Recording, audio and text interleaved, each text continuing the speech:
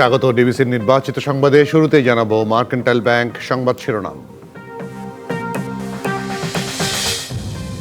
ব্যক্তি গোষ্ঠীর এজেন্ডা বাস্তবায়নের জন্য সংস্কার নয় বলছে বিএনপি। মাধ্যমে একটি গণতান্ত্রিক সরকারকে তাদের শান্তিপূর্ণভাবে ক্ষমতা হস্তান্তর করা, তার কোনো লক্ষণ দেখতে পাচ্ছি না আমরা এখানে। এবং সংস্কার প্রস্তাব যতগুলো আছে, এটা গণতান্ত্রিকভাবে সিদ্ধান্তগুলো আসতে হবে। কারো ব্যক্তিগত এজেন্ডা বাস্তবায়নের জন্য তো আমরা সংস্কার দেখতে চাচ্ছি না। নির্বাচনের সুনির্দিষ্ট রোড ম্যাপ না থাকায় কাটছে না অস্থিরতা, দাবি জামায়াতের।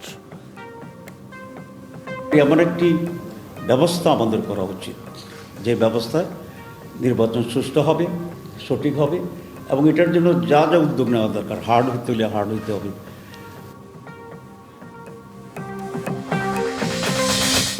শেখ হাসিনার বিরুদ্ধে বার্জ মাউন্টেড পাওয়ার প্ল্যান্ট দুর্নীতির মামলা সচলের উদ্যোগ, অবৈধ সম্পদের অনুসন্ধানে দুদক।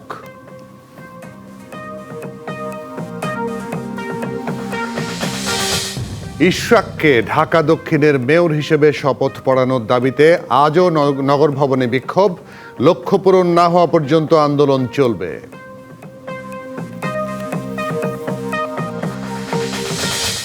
এবং স্থলবন্দর দিয়ে 6টি পণ্য রপ্তানি বন্ধে ভারতের সিদ্ধান্তে চিঠি পায়নি বাণিজ্য মন্ত্রণালয়। বুড়িমারীতে আটকা পড়েছে শত শত ট্রাক।